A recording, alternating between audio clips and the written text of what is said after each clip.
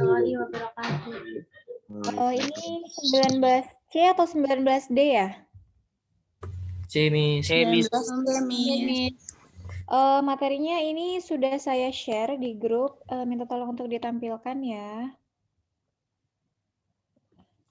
Baik.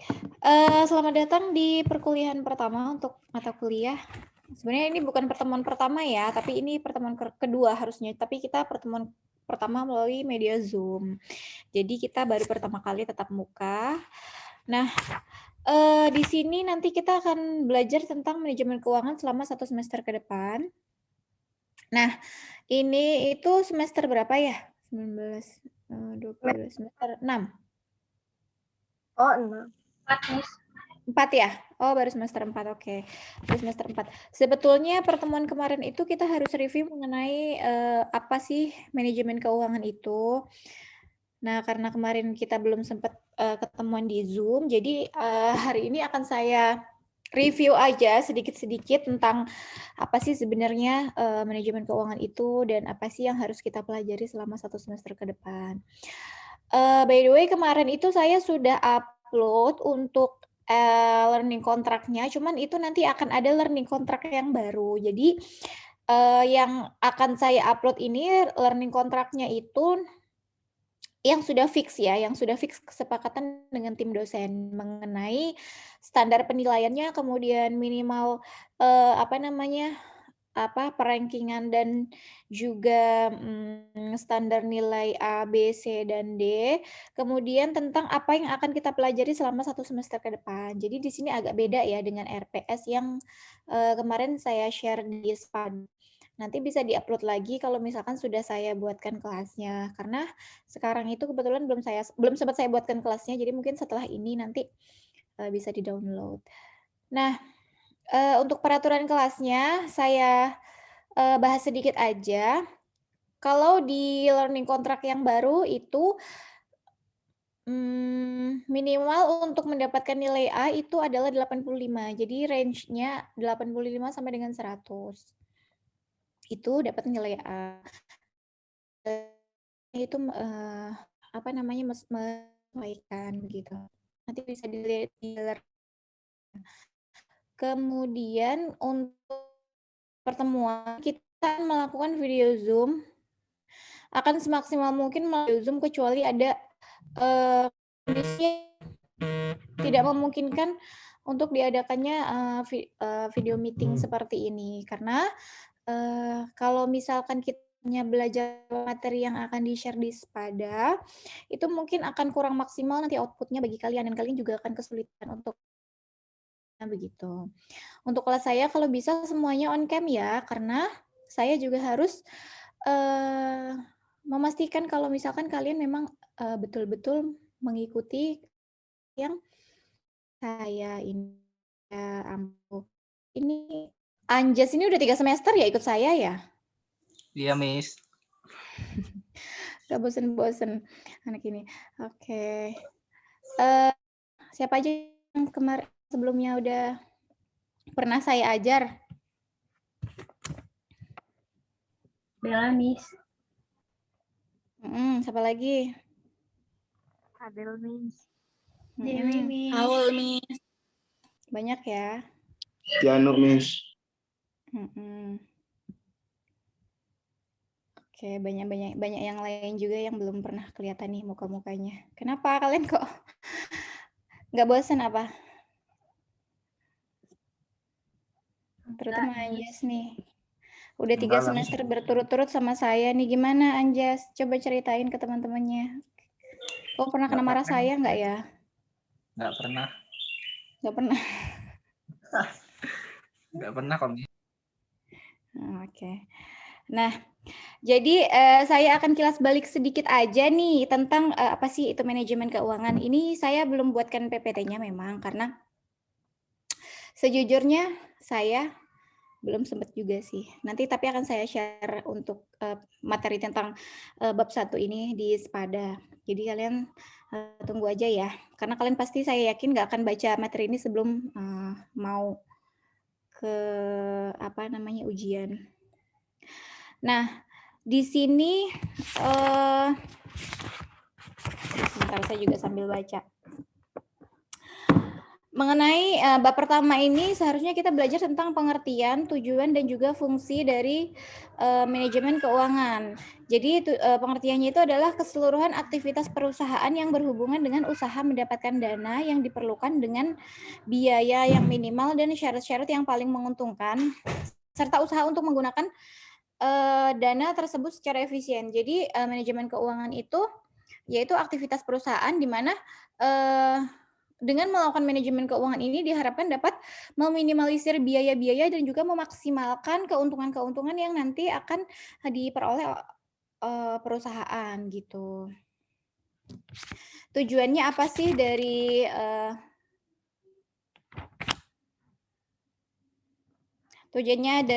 mempelajari manajemen keuangan itu yaitu agar meningkatkan kesejahteraan dari pemegang saham sendiri.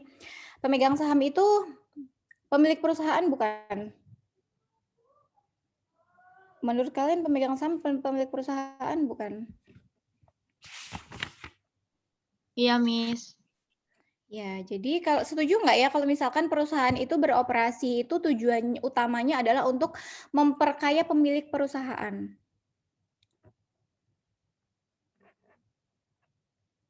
Setuju nggak?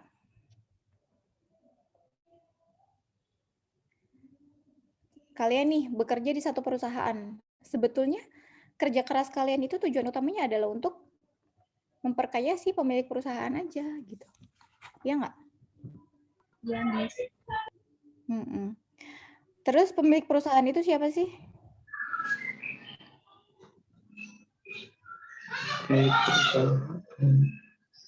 CEO, Miss. Apa? CEO. CEO, yakin. Oh, ini nama saya belum diubah ya. Bentar ya, saya ubah dulu ya.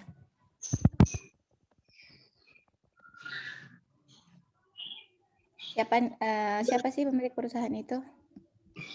Pemilik perusahaan itu ya pemegang saham yang kita sering sebut shareholder. Jadi ketika memang kalian mungkin memiliki saham di perusahaan A, ya kalian sudah bisa disebut jadi salah satu pemilik dari perusahaan A tersebut, gitu ya. Nah, bab 1 itu kurang lebih seperti itu aja sih, nggak yang banyak-banyak. Kemudian kita belajar tentang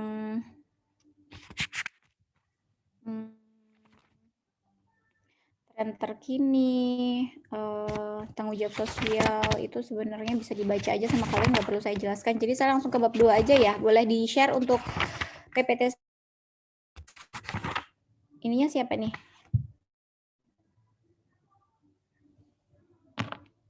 Miss, PPT-nya udah deh ya? Udah ada nih. Nah, materi kedua ini kita belajar tentang financial statements, tax, and cash flow. Gitu, financial statement itu apa sih? Coba slide selanjutnya.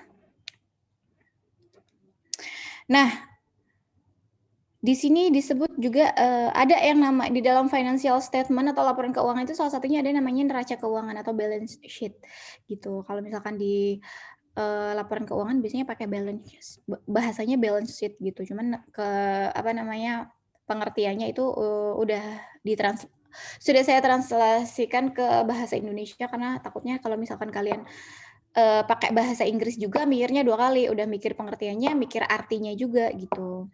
Jadi neraca keuangan itu adalah sebuah laporan tentang posisi keuangan perusahaan pada satu titik waktu tertentu. Jadi di sini kan biasanya kalau misalkan laporan keuangan itu ada 2 sisi. Nah, sisi sebelah kiri itu menunjukkan aset perusahaan, sedangkan sisi yang sebelah kanan itu menunjukkan ekuitas dan juga kewajiban dari perusahaan itu sendiri. Kewajiban itu apa sih? Ya kewajiban itu kayak utang, kemudian utang itu kan ada utang jangka pendek, utang jangka panjang gitu ya. Next slide.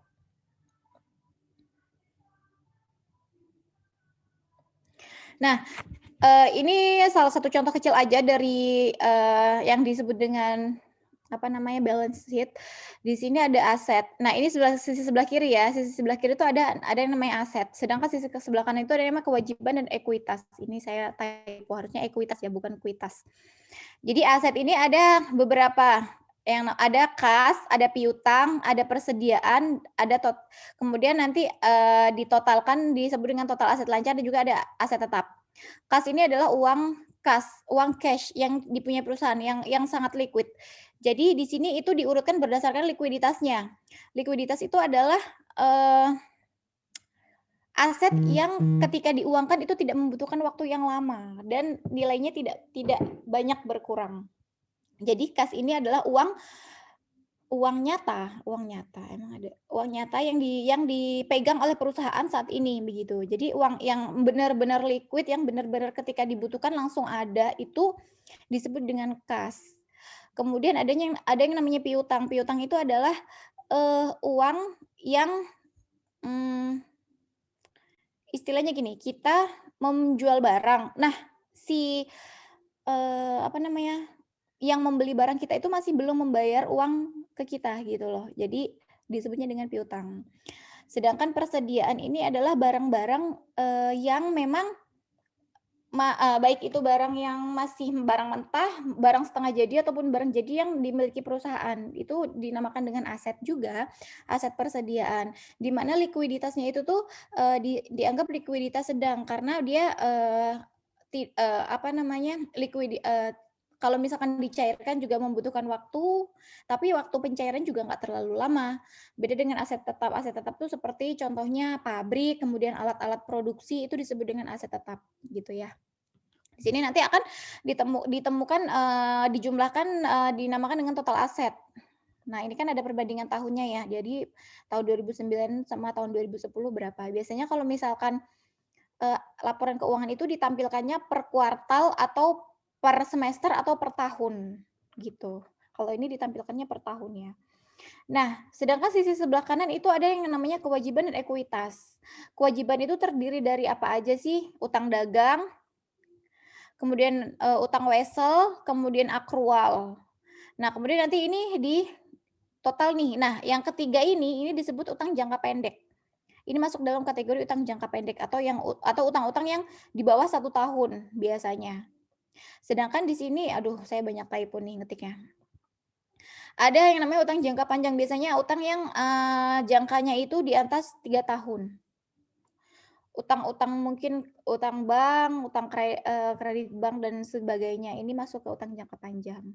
Nah, kemudian di total nih, total kewajibannya ada berapa? Total kewajiban itu sama dengan total utang, baik itu kewajiban jangka pendek atau kewajiban jangka panjang. Nah, kemudian di ekuitas ini ada yang namanya saham biasa dan juga saham preference. Nanti akan saya jelaskan mengenai perbedaan antara dua saham ini. Ada yang main saham nggak di sini? Ada yang investasi ke saham? Bukan main saham ya, investasi ke saham ada nggak? Belum ada ya?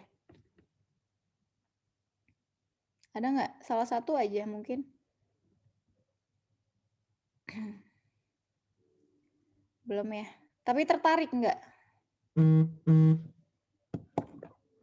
Tertarik nggak untuk investasi ke saham? Tertarik nggak beli saham BRI mungkin, beli saham BNI, atau mungkin beli saham Antam yang sekarang lagi trending banget, apa gitu? Mana nih, nggak ada suaranya.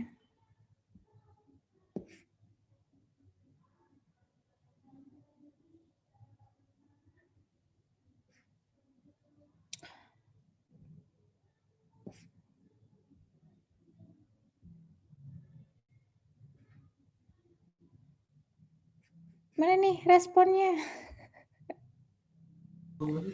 Tertarik, Miss. Baru belajar dikit-dikit. Apa? Baru belajar dikit-dikit, belum Apa nyoba. yang udah dipelajarin apa? Boleh diceritain nggak? Apa ya?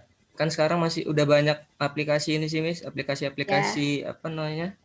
Saham itu. Nah, baru belajar itu. Yang dia download aplikasinya udah aplikasi apa?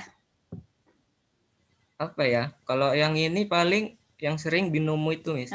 Terus? Udah itu doang yang baru tahu, Miss. Yang lainnya belum. Yang lainnya ada nggak yang udah mulai download aplikasi? Ya download aja dulu, belajar dulu ya kan.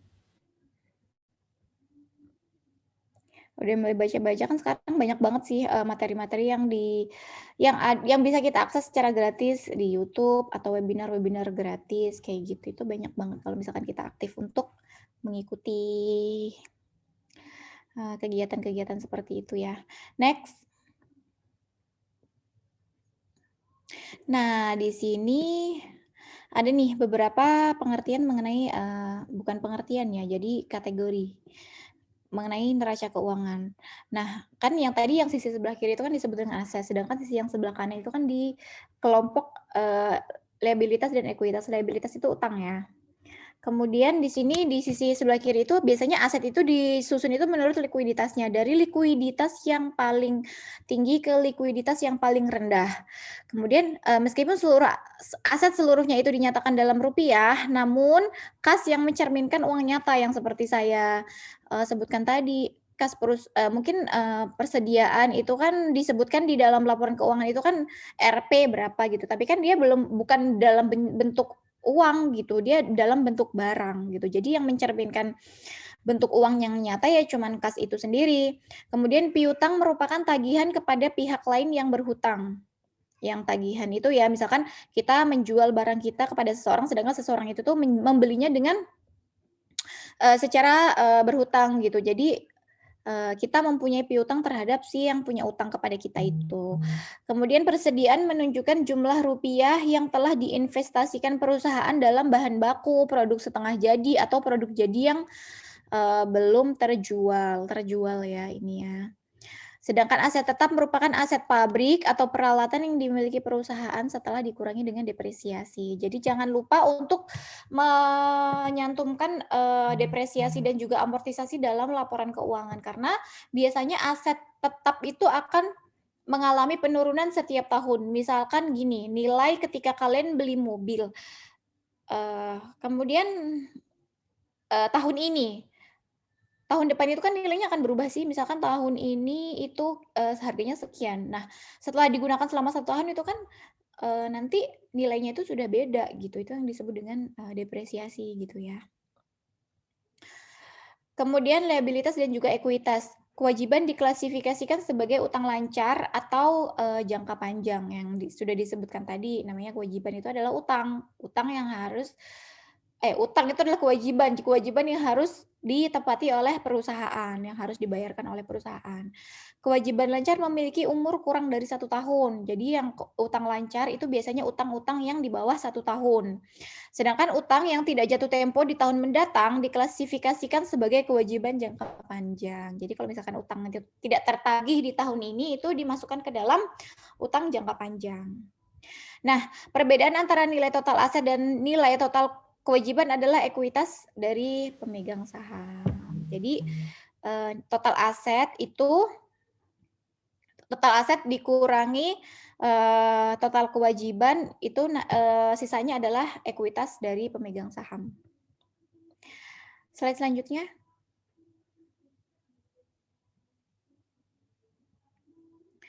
Nah, di sini ada kewajiban versus ekuitas pemegang saham. Klaim terhadap aset terdiri dari kewajiban dan posisi kepemilikan dari pemegang saham. Nah, aset ini dikurangi kewajiban, dikurangi saham preference sama dengan ekuitas dari pemegang saham. Kalau kita hitung dari mulai strukturnya ya. Kalau aset ini bisa diklasifikasikan ke yang tadi yang sisi sebelah kiri itu dikurangi dengan sisi yang sebelah kanannya. Nah, saham preference ini kan masuk ke dalam si ekuitas kan. Jadi ketika aset dikurangi kewajiban dikurangi dengan saham preference itu sisanya itu adalah ekuitas dari pemegang. Risiko fluktuasi nilai aset akan ditanggung oleh pemegang saham biasa dan apa sih saya ini nulis apa sih?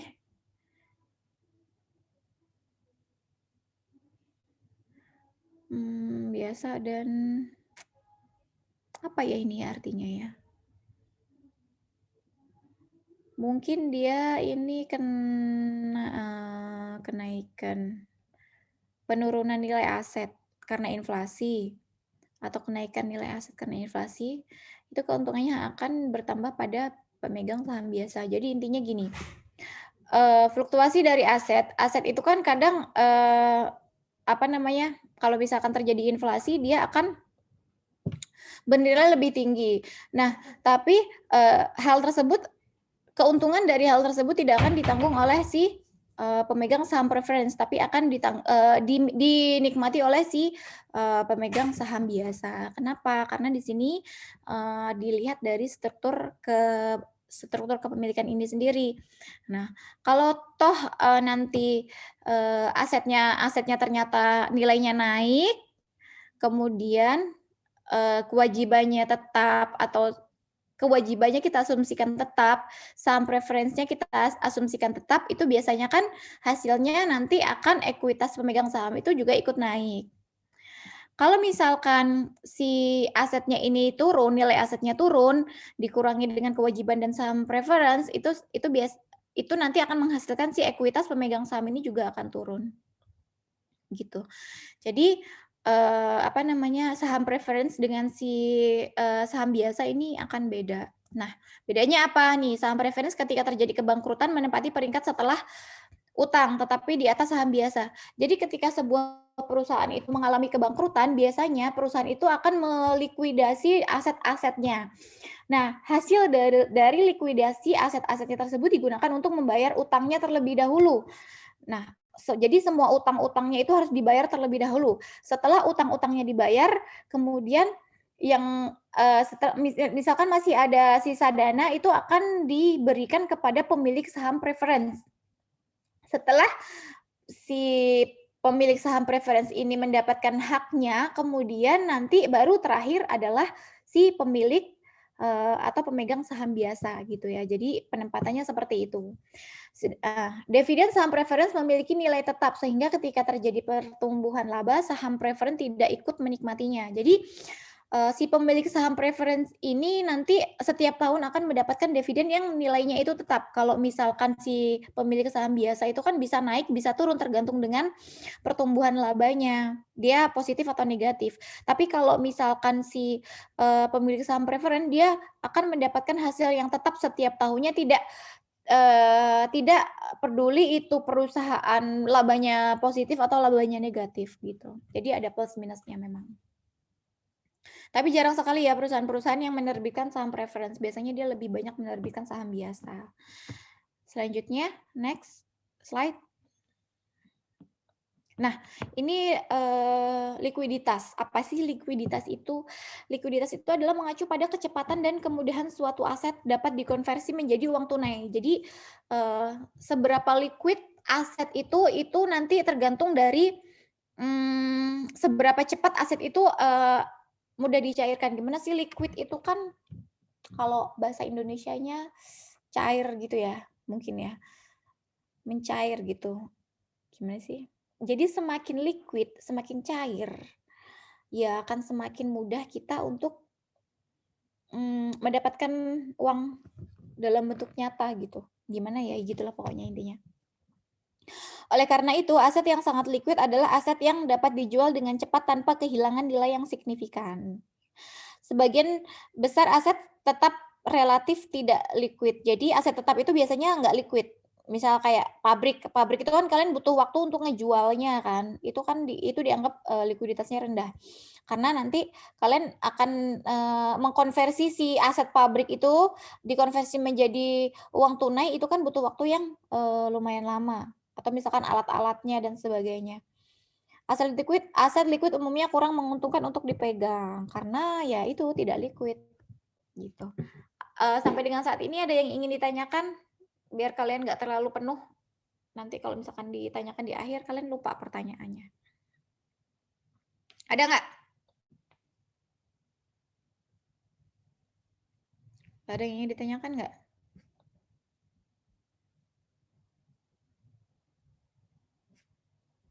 Ada, enggak gitu loh. Jangan diem aja. Belum ada, Miss. Apa? Belum ada. Belum ada. Oke, saya lanjut kalau kayak gitu ya. Next.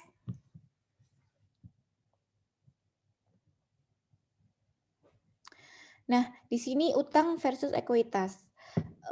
Pada bingung nggak sih utang dan ekuitas itu gimana? Karena dia dalam satu sisi yang sama. Nah, ekuitas itu adalah aset dikurangi kewajiban. Kewajiban itu apa? Ya utang itu. Itu disebut dengan ekuitas, sisanya itu disebut dengan ekuitas. Nah, pemilik ekuitas ini hanya berhak atas nilai sisa, bagian yang tersisa setelah kreditur dibayarkan. Jadi, setelah melunasi kewajibannya baru itu haknya si pemilik ekuitas itu sendiri. Penggunaan utang dalam struktur modal perusahaan disebut dengan leverage keuangan. Semakin banyak utang yang dimiliki perusahaan, semakin besar tingkat leverage keuangannya. Nah, leverage keuangan meningkatkan potensi imbalan bagi pemegang saham, tetapi juga meningkatkan potensi kesulitan keuangan dan kegagalan bisnis. Enggak juga sih, maksudnya harusnya tidak meningkatkan potensi kesulitan keuangan dan kegagalan bisnis ya. Jadi gini, maksudnya adalah leverage keuangan meningkatkan potensi imbalan bagi pemegang saham. Jadi strukturnya ketika utangnya semakin besar, itu kan net income-nya itu semakin sedikit. Kenapa? Karena nanti setelah sales dikurangi dengan biaya operasional, dikurangi dengan bunga, dikurangi dengan hutang. Ketika hutangnya semakin besar, itu kan berarti pengurangnya semakin besar. Jadi net income-nya semakin sedikit. Tetapi itu tidak juga sementang utangnya besar, kemudian nanti meningkatkan potensi kesulitan keuangan. Bukan berarti yang perusahaan-perusahaan yang utangnya besar itu perusahaan itu mengalami kesulitan keuangan. Bisa jadi besaran hutang yang dimiliki oleh perusahaan itu adalah sebuah strategi perusahaan tersebut gitu, karena utang itu biasanya akan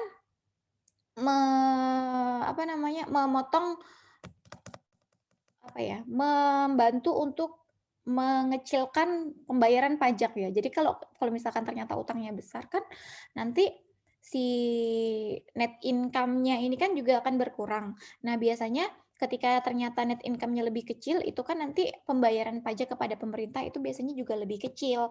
Nah, karena biasanya kalau pembayaran pajak pemerintah itu berdasarkan dari si net income-nya itu sendiri gitu. Jadi kadang-kadang utang besar dari perusahaan itu juga digunakan sebagai strategi perusahaan untuk menghindari pajak gitu. Selanjutnya. Nah, di sini ada yang namanya market value dan book value.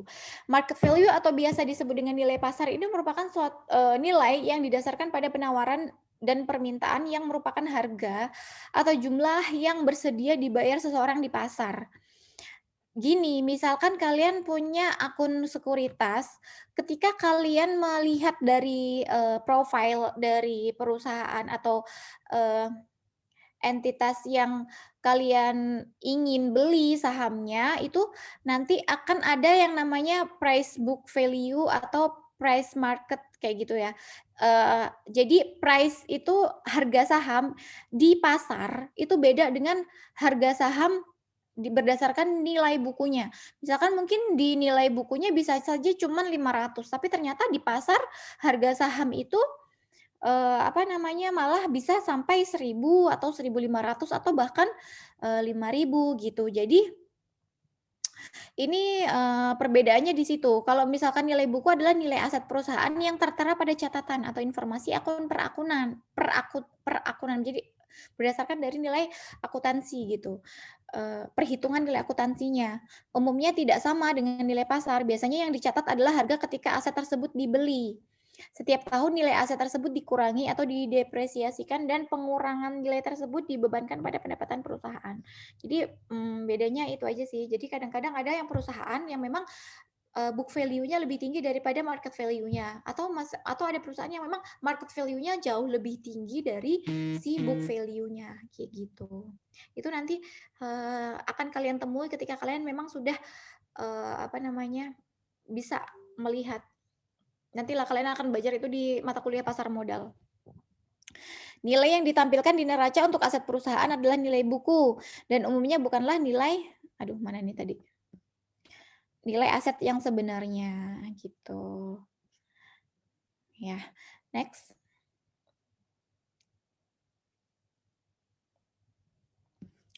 Nah, ada juga di dalam laporan keuangan itu namanya laporan laba rugi atau dinamakan dengan income statement. Nah, laporan ini mengiktisarkan pendapatan dan pengeluaran perusahaan selama satu periode akuntansi yang biasanya setiap kuartal, semester, atau 1 tahun. Jadi laporan laba rugi ini biasanya ditampilkan berdasarkan per kuartal bisa, per semester bisa, atau per 1 tahun itu bisa. Penjualan bersih disajikan pada bagian atas dari setiap laporan, yang sesudahnya akan dikurangkan oleh berbagai biaya untuk mendapatkan laba bersih yang tersedia untuk memegang saham biasa. Maaf ya, ini nanti kalau sempat saya perbaiki lagi, banyak typo-typo yang saya tulis di sini. Biaya operasi adalah biaya-biaya yang berhubungan langsung dengan kegiatan perusahaan. Jadi biaya operasi adalah biaya-biaya yang dikeluarkan perusahaan untuk mendukung kegiatan operasional dari perusahaan itu sendiri. Depresiasi dan amortisasi sering dikelompokkan menjadi satu dalam laporan. Keduanya merupakan istilah yang lebih spesifik mencerminkan alokasi dari biaya aset selama masa manfaat mereka. Sama aja sih sebenarnya antara depresiasi dan amortisasi ini. Jadi kalau depresiasi ini biasanya penyusutan nilai pada barang-barang yang berwujud, sedangkan amortisasi ini penyusutan nilai pada pada aset-aset yang tidak berwujud atau intangible asset seperti merek dagang, hak cipta, hak paten seperti itu ya. Kan kalau hak paten merek dagang itu biasanya kan berlaku berapa tahun kayak gitu ya. Nah, itu kan biasanya berarti kalau misalkan berlaku 10 tahun berarti kan kita bagi kalau misalkan secara garis lurus teramortisasi selama 10 tahun misalkan dia hak patennya itu nilainya berapa, nanti kan setiap tahun akan terjadi penyusutan atau pengurangan. Slide selanjutnya.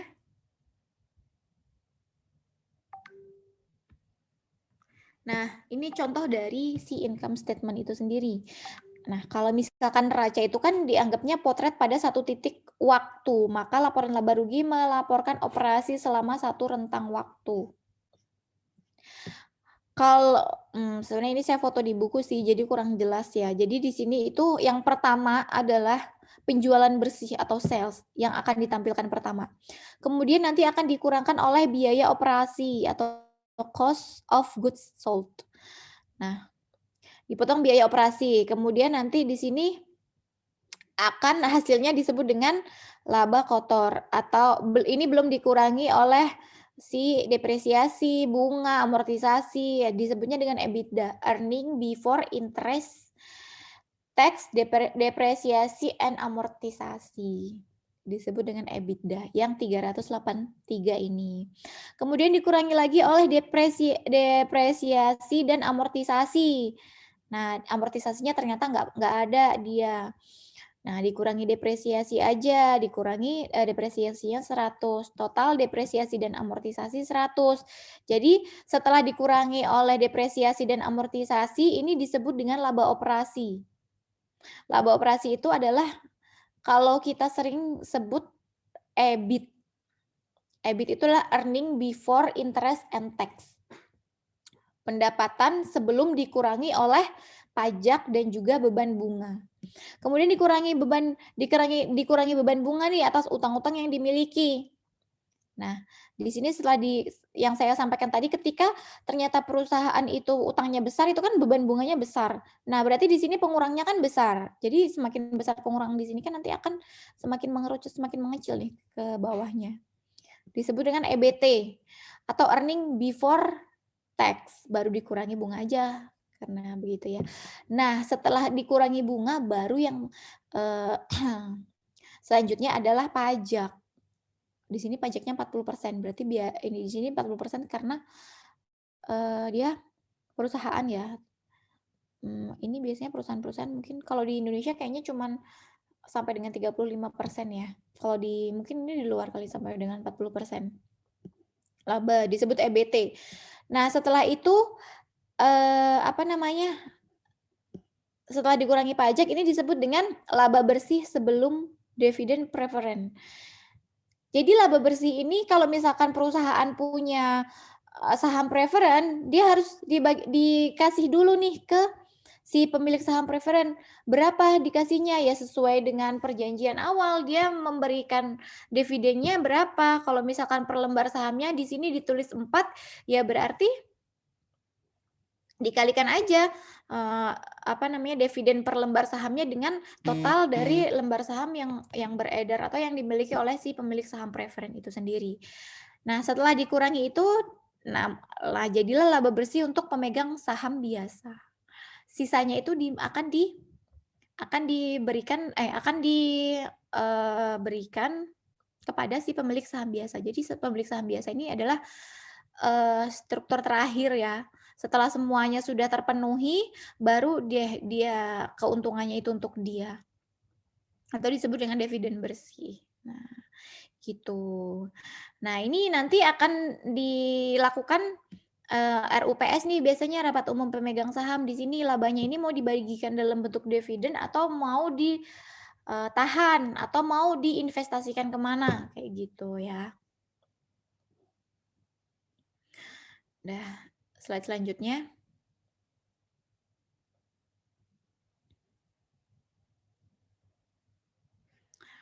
Nah,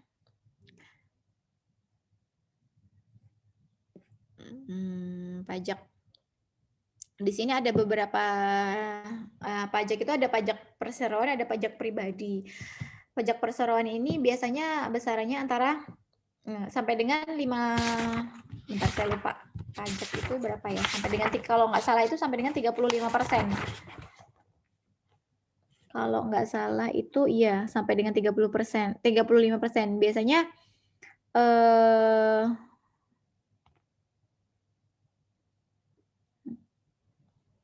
antara 5 sampai dengan 35% biasanya.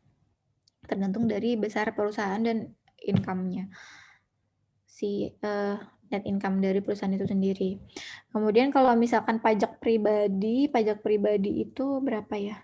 Kalau nggak salah, saya lupa. Pajak pribadi itu besarannya sampai dengan 30%. Pajak pribadi itu pajak pendapatan perseorangan. Kemudian di sini ada bunga yang dibayarkan dan bunga yang diterima. Bunga yang dibayarkan itu dia kan harus membayar bunga untuk si utang-utangnya itu kan, makanya si beban bunga itu nanti akan mengurangi si nilai pajak dari perusahaan itu sendiri. Kemudian bunga yang diterima ini biasanya akan dikenakan pajak juga. Misalkan kalian itu kan ketika kalian punya deposito di bank, itu misalkan bunganya sekian, tapi kan bunga yang sekian persen itu tidak lantas kalian miliki semuanya secara utuh, karena nanti akan ada pemotongan pajak. Misalkan kalau deposito itu kalau nggak salah 20%. 20% dari bunga yang kalian terima itu nanti akan dialokasikan ke pajak. Dividen yang dibayarkan itu, kalau dividen yang dibayarkan itu tidak dikenakan pajak ya, tapi dividen yang diterima itu nanti dikenakan pajak. Dividen yang diterima itu nanti kalau nggak salah pajaknya juga 20%. 20 atau 15% gitu, saya lupa. Kerugian pajak yang dibawa ke periode berikutnya atau sebelumnya. Jadi kalau misalkan ternyata tahun ini untung nih, makanya bisa bayar pajak sekian. Tapi kalau misalkan tahun berikutnya rugi, nah itu nanti akan ada kebijakan sendiri. Kemudian keuntungan modal ini kalau kita beli saham itu capital gain-nya. Kenakan pajak apa enggak capital gain-nya? Kalau di sini sih capital gain itu dinyatakan sebagai laba dari penjualan aset yang umumnya tidak dibeli dan dijual dalam proses usaha. Jadi ketika seseorang membeli beberapa saham Microsoft seharga, contohnya nih, membeli saham Microsoft seharga 10.000, kemudian menjualnya seharga 15.000, maka orang tersebut akan menerima keuntungan modal 5.000. Nah, jika saham dimiliki kurang dari 1 tahun, keuntungan itu tuh ditambahkan ke laba biasa dan dikenakan pajak, sama seperti laba biasa. Nah, tapi jika saham yang dimiliki selama lebih dari 1 tahun, maka keuntungan akan dikenakan pajak pada tingkat yang lebih rendah. Tetap kena pajak ternyata ya. Bagi seorang yang berada di rentang tarif pajak tertinggi, pajak tertinggi perseorangan kan 35% ya. Tingkat keuntungan modal jangka panjang biasanya adalah 15%. 30% yang pajak pribadi. Kalau yang perseroan baru 35%. Nah, gitu. Penyusutan itu, nah, yang tadi itu, yang depresiasi dan amortisasi itu. Jika suatu usaha merupakan suatu kepemilikan perorangan atau persekutuan, laba tersebut dialokasikan kepada para pemilik secara proporsional sesuai dengan andil kepemilikannya. Jadi usaha kecil itu labanya dibagi rata sesuai dengan proporsi kepemilikannya. Slide selanjutnya. Nah, free cash flow. Apa itu free cash flow? Free cash flow itu adalah arus kas yang benar-benar tersedia untuk didistribusikan kepada investor. Jadi arus kas ini itu benar-benar sudah bersih. Jadi nggak ada pemotongan-pemotongan lagi sehingga ini sudah ready untuk didistribusikan kepada para investor gitu. Arus kas dari aset perusahaan harus sama dengan jumlah arus kas ke kreditor atau arus kas ke pemegang sahamnya. Iyalah harus balance. Arus kas dari aset sama dengan arus kas ke kreditor ditambah dengan arus kas ke pemegang saham. Next.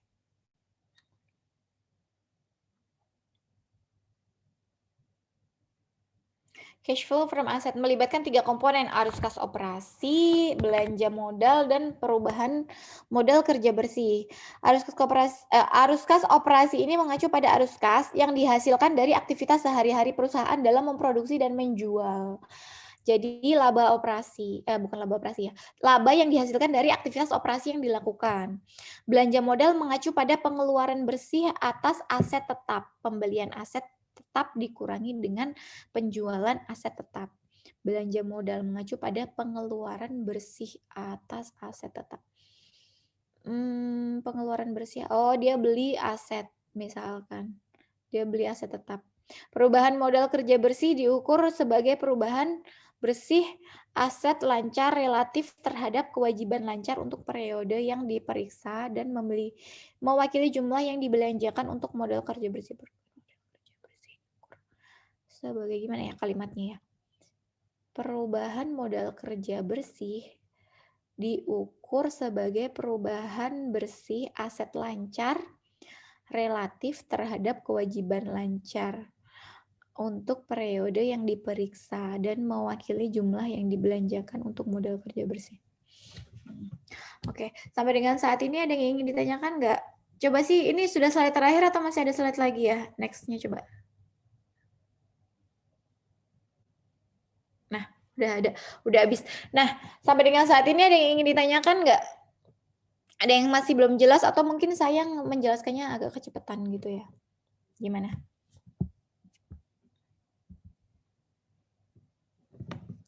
Ada yang ingin ditanyakan?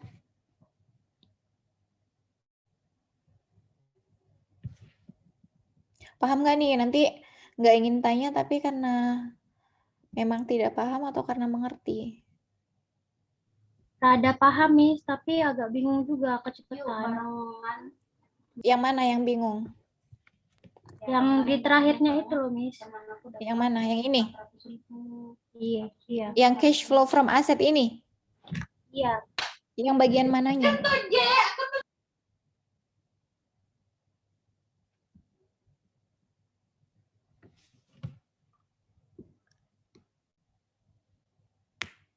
Yang terakhir, Miss.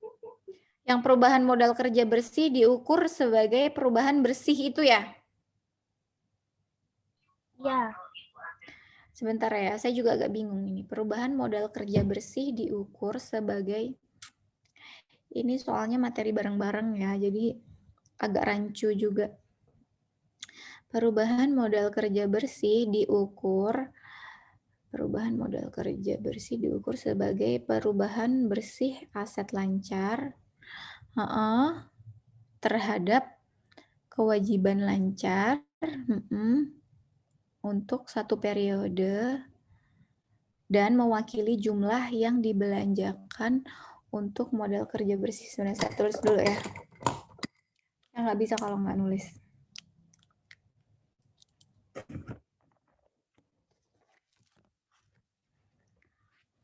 Perubahan model kerja bersih.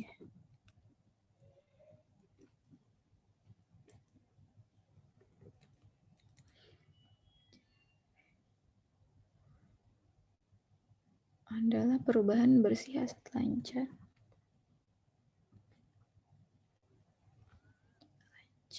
Terhadap kewajiban lancar.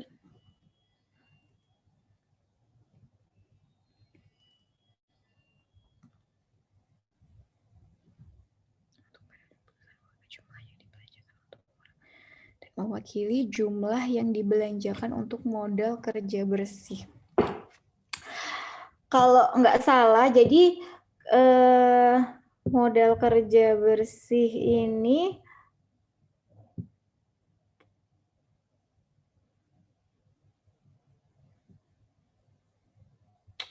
apa ya maksud kalimat itu ya?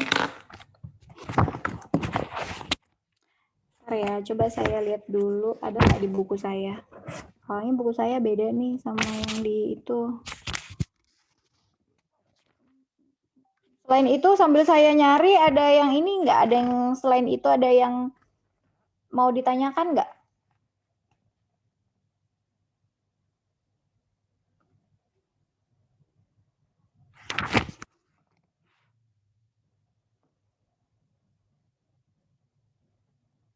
Ada yang ditanyakan nggak selain itu sambil saya nyari nih?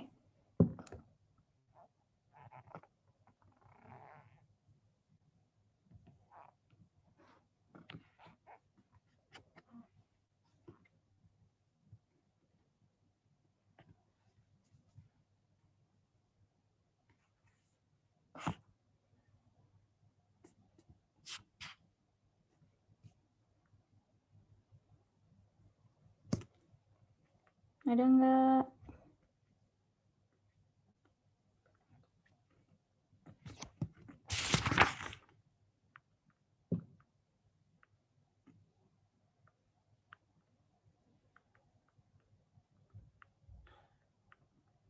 Jadi gini ya. Jadi ketika si perusahaan itu melakukan investasi ke sesuatu, baik itu mungkin aset tetap atau aset baik itu intangible atau tangible aset. Nah, itu kan biasanya disebut dengan investasi bruto pada modal operasi. Nah, rumusnya itu adalah investasi bersih ditambah dengan depresiasi dan amortisasi, gitu. Kalau misalkan nggak diilustrasikan dengan angka-angka itu akan susah kalian susah kalian pahami. Jadi nanti di pertemuan selanjutnya akan saya ilustrasikan dengan angka-angka. Nanti cara penghitungannya bagaimana mengenai free cash flow biar lebih jelasnya ya. Karena kalau dibuat sekarang itu kan makan waktu gitu. Jadi minggu depan saya ilustrasikan mengenai cara penghitungannya. Di sini sih kalimatnya agak rancu, jadi akan bingung. Jadi kan saya aja bacanya bingung gitu, apalagi kalian. Nah, saya juga menjelaskannya bingung kalau misalkan tidak ada ilustrasi angka-angkanya gitu. Karena di sini mau coret-coret papan tulis pun nggak ada papan tulis gitu kan. Nah, jadi minggu depan saya akan berikan ini berdasarkan dengan ilustrasi angkanya. Jadi biar kalian itu nanti bisa paham dengan baik gitu ya. Baik ya, Miss ya. Terima kasih. Terus ada lagi, saya kasih catatan dulu ya, soalnya saya suka lupa. Ada lagi nggak?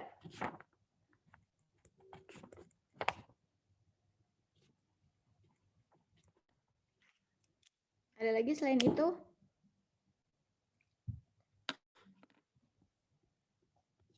Yang slide-slide sebelumnya paham berarti?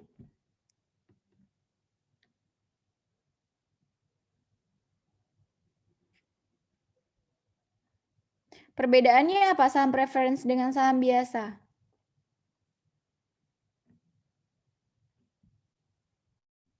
Randy Abiantama. Ya, Miss. Apa perbedaan saham preference dengan saham biasa?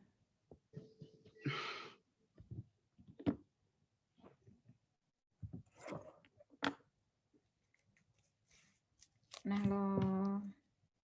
Yang lain bisa bantu jawab? Bella, Miss. Iya. Iya, Bel, gimana Bel? Kalau preference itu tetap, kalau yang biasa bisa meningkat, bisa menurun, Miss. Apanya? Pendapatannya ya, Miss. Dividennya ya.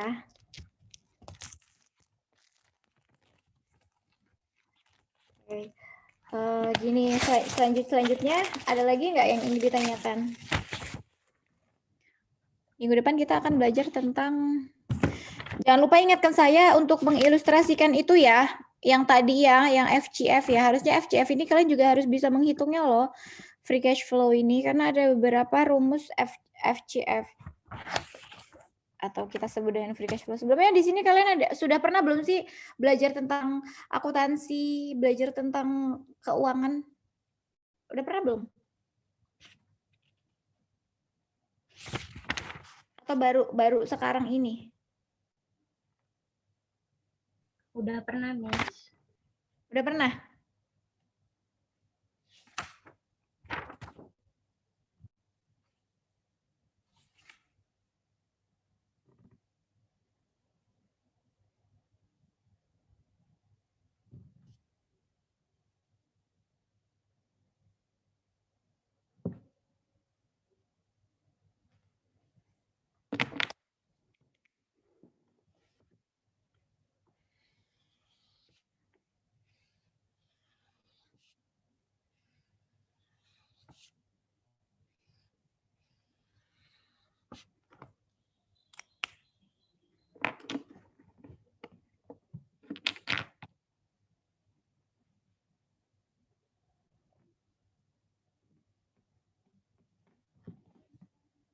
Coba sih di slide yang hijau tadi.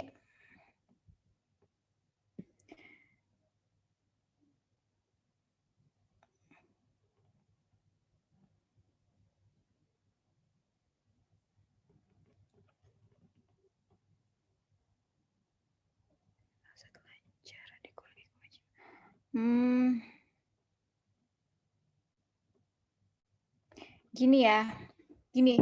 Maksudnya itu gini, jadi modal kerja bersih itu kan rumusnya itu si aset lancar dikurangi dengan kewajiban lancar seluruh kewajiban non bunga. Seluruh kewajiban non bunga itu disebut dengan kewajiban lancar. Kenapa disebut dengan seluruh kewajiban non bunga? Karena biasanya kewajiban lancar itu dia tidak berbunga gitu. Misalkan utang dagang kayak gitu kan biasanya jatuh temponya itu cuman berapa bulan kayak gitu. Terus utang wesel itu kan jatuh temponya biasanya cuman 90 hari. Jadi itu disebut dengan kewajiban non bunga atau kewajiban lancar. Sedangkan kalau untuk si kewajiban yang berbunga itu kan biasanya utang-utang perusahaan ke lembaga-lembaga seperti bank kayak gitu. Jadi itu kan biasanya rentang waktunya itu kan jangka panjang. Jadi itu tidak dimasukkan ke situ gitu. Jadi di sini modal kerja operasi bersih itu adalah seluruh aset lancarnya aja yang dihitung dikurangi dengan kewajiban lancarnya gitu. Itu nanti hasilnya disebut sebagai modal kerja operasi bersih. Kayak gitu ya. Sampai dengan saat ini udah paham? Iya, Miss, paham. Terima kasih. Nah, gitu. Mungkin besok akan saya ini lagi biar kalimatnya lebih sederhana lagi ya. Nah, ada yang ingin ditanyakan lagi nggak? Ke slide-slide sebelumnya, coba apa sih gitu yang mungkin kurang paham, yang kurang kalian pahami tentang apa namanya balance sheet tadi mungkin, atau tentang si laporan income statement-nya dan lain-lain.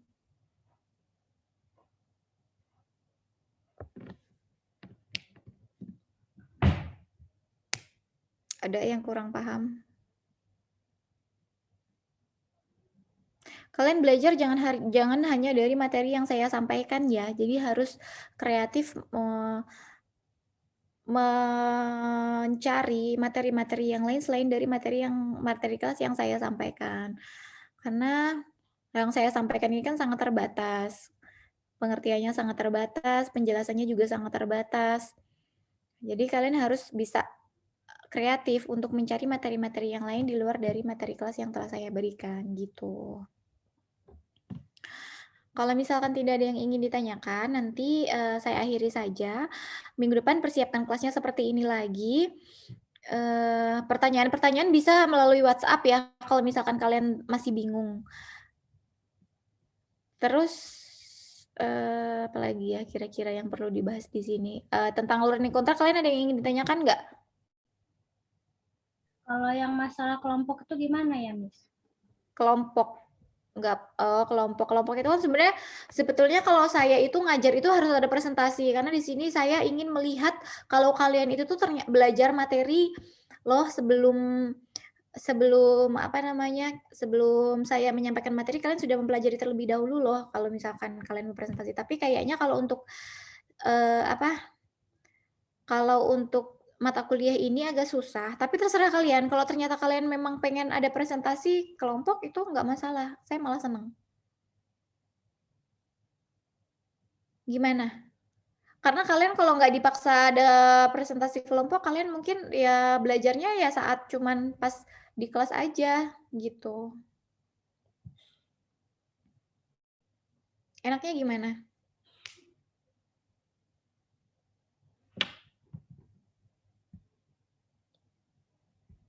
Kalau nggak ada yang gimana ya teman-teman? Jangan diem-diem aja, nanti kalian ketinggalan. Speak up ya.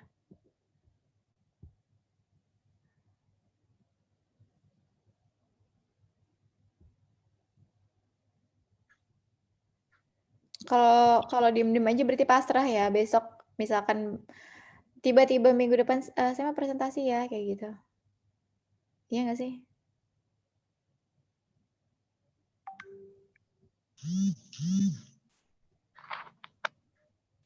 Gimana?